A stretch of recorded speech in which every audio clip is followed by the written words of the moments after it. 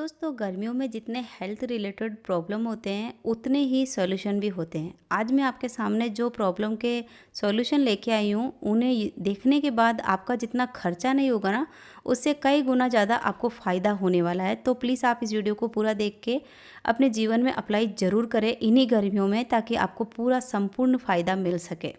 सबसे पहले मैंने रात को ही गोंद कतीरा होता है वो भिगा दिया था, और उसके बाद मैं बनाऊंगी एक ऐसी ठंडाई जो कि आपको एक एक प्रॉब्लम का सॉल्व देगी। और सभी जो जो मैंने चीज़ें इसमें इस्तेमाल किए वो सबके सब फ़ायदे जो मिलने हैं ना, वो आपको आखिर में देखने को मिलेंगे। आप वहाँ से पढ़ के फिर इन्हें ज़रूर से ट्राई करना।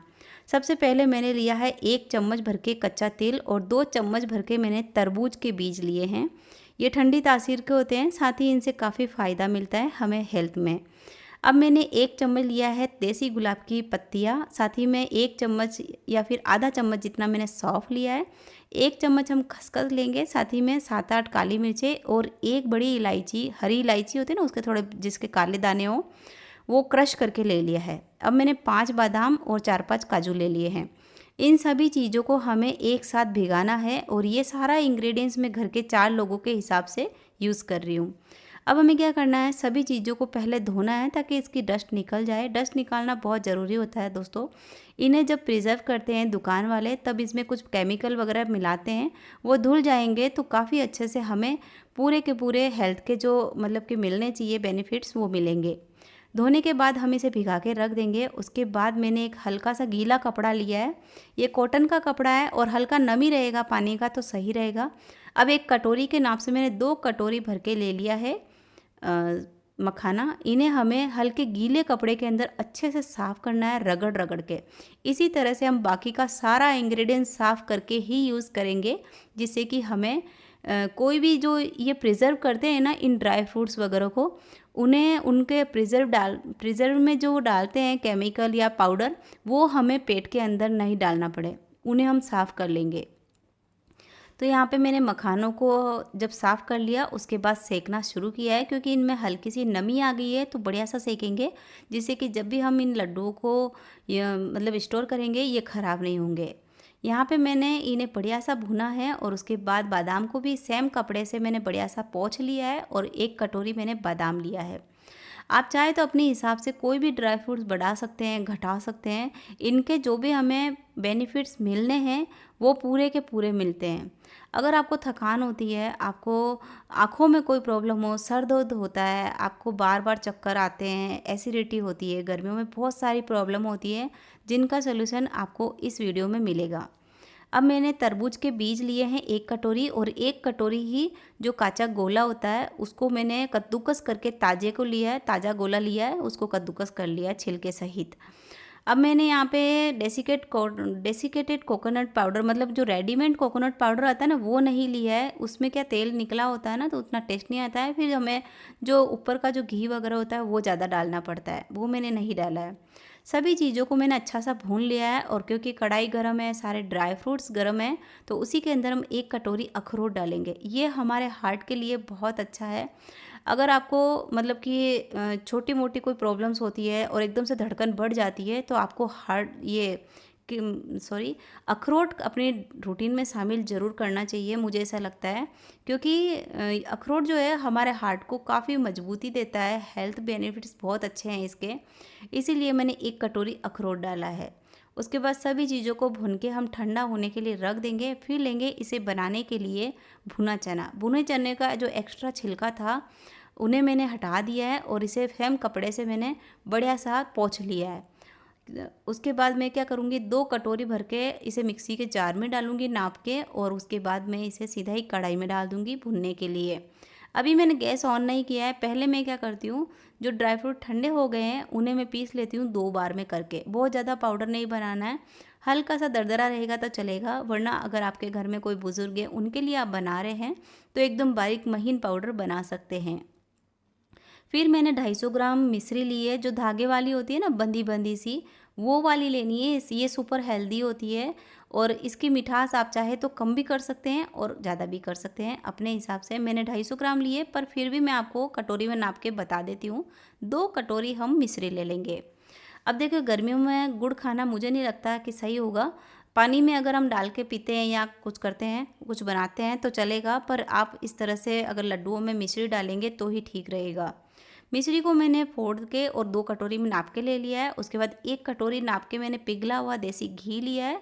इसमें से मैं थोड़ा थोड़ा घी डाल के इस भुने चने में डालूंगी और अच्छा सा सेकूंगी। यहाँ पे आप घी की मात्रा थोड़ी कम ज़्यादा कर सकते हैं, पर अगर आप थोड़ा सा लिक्विड ही सेकेंगे भुने चने को तो आपको लड्डू बांधने में ईजी रहेगा एक तो, साथ ही आपको इसे स्टोर करने में ईजी रहेगा, ख़राब नहीं होगा। क्योंकि हम इसे फ्रिज में नहीं रख सकते हैं, हमें इन्हें बिना फ्रिज के ही रखना है, तो थोड़ा सा घी वगैरह डालना होगा दोस्तों। फिर भी अगर आपको घी गर्मियों में सूट नहीं होता है तो आप इसे ऐसे ही कसार की जैसे खा सकते हैं, बिना घी के। बिल्कुल भुना चना डाल दीजिए, सभी ड्राई फ्रूट में मिश्री का पाउडर डाल दीजिए, काली मिर्च वगैरह का पाउडर डाल दीजिए, और जैसे सूखा होता है ना चूरमा, वैसे आप खा सकते हैं, बिना जीरो घी के साथ बना सकते हैं। अब मैंने सेका हुआ भुना चना इसके अंदर डाल दिया है। साथ ही में 1/4 कटोरी जितना मैंने खसखस लिया है। इसकी तासीर बहुत अच्छी होती है गर्मियों में, तो वो भी हमें ज़रूर डालना है, 1/4 कटोरी जितना। 4-5 हरी इलायची है और 7-8 काली मिर्चों को मैंने एक मिश्री का टुकड़ा डाल के पीस लिया है, जिससे कि बहुत महीन सा पाउडर बन जाए और जो इलायची का छिलका है ना वो भी हमें निकालना नहीं पड़े, वो भी महीन हो जाता है मिश्री की वजह से, या फिर शक्कर डाल के भी पीस सकते हैं। अब सभी चीज़ों को हम अच्छी तरह से मिला देंगे हाथों से या फिर ऐसे इस तरह से किसी भी चम्मच से। अभी थोड़ा गर्म है तो थोड़ा सा केयरफुली मिलाएंगे, और जब ये मिल जाएगा तब हम बांध के देखेंगे हाथों में। तो देखिए ये बन तो रहा है, पर जब हम लड्डू बना के स्टोर करते हैं ना तो ये काफ़ी बिखरा बिखरा होता है। आप चाहे तो इस तरह से इसमें मिश्री एकदम बारीक करके मिक्सी में और डाल सकते हैं, वरना आप चाहे तो चाशनी भी बना सकते हैं। चाशनी के लड्डू भी ख़राब नहीं होते हैं। अब देखिए 2 कटोरी जो हमने लिया है मिश्री फोड़ के, उसके अंदर हम आधी कटोरी के जितना डाल देंगे पानी, और पानी डालने के बाद बिल्कुल धीमी आंच पे पकाना है। यहाँ पे मुझसे एक मिस्टेक हो गई है, मैंने इसकी मिश्री की जो डलिया है ना बहुत मोटी मोटी रख दी है, जिस वजह से इसे पकाने में काफ़ी टाइम लग गया है। अगर आप ये थोड़ा सा बारीक फोड़ेंगे ना तो आपको काफ़ी जल्दी से ये चाशनी मिल जाएगी। जैसे ही इसकी सारी गुठलियाँ फूट जाती है, गल जाती है, उसके बाद हम क्या करेंगे, ये सारी की सारी जो चाशनी है ये हम इस मिक्सचर में डाल देंगे और उसके बाद चम्मच से ही मिलाएंगे। अभी हमें इसे हाथ से नहीं मिलाना है, क्योंकि चाशनी बहुत ज़्यादा गर्म है, हाथ जल सकता है। दोस्तों इन लड्डुओं को आप महीना पर स्टोर कर सकते हैं गर्मियों में, क्योंकि घी में थोड़ी स्मेल आ ही जाती है। तो आप 15-15 दिन का, महीना महीने का ही बनाएं, और पूरे 2-3 महीने तक, जब तक बारिश नहीं आती है, आप इस तरह के लड्डू बना के खाते हैं तो आपको बहुत सारी हेल्थ रिलेटेड फ़ायदे होते हैं, और आपको हॉस्पिटल वगैरह जाने की ज़रूरत नहीं होती है। वो महंगी महंगी दवाइयाँ लेने की बजाय आप इस तरह का लड्डू बना के खाएँ और अपने परिवार को खिलाएँ, बहुत बढ़िया है। फिर भी अगर किसी को शुगर की बीमारी है और कोई घर में मतलब बुज़ुर्ग वगैरह हैं, तो उनके लिए आप चाहे तो मिश्री को बिल्कुल स्किप कर सकते हैं, या फिर घी को स्किप कर सकते हैं। जैसा कि मैंने आपको बताया कि आप चूरमे के जैसे इसे यूज़ कर सकते हैं, या फिर पूरा पाउडर वगैरह बना लीजिए और रोज़ 1 चम्मच दूध में डाल के पी लीजिए। वैसे भी इसके साथ 1 गिलास दूध लेना ही होता है हमें, तो आप चाहे तो उस तरह से भी कर सकते हैं। अब सभी लड्डुओं को मैंने जल्दी जल्दी बांधा है, और पंखा बंद करके आप लड्डू को बनाना, जिससे कि आपके लड्डू का जो नमी है वो सूखे नहीं। अब 1/4 कटोरी जितना जो घी बच गया है उसे मैं साइड रख दूंगी। 3/4 कटोरी जितना इन लड्डुओं में घी लग जाएगा, और कटोरी का साइज़ काफ़ी छोटा था तो लड्डू भी थोड़े कम ही बने हैं।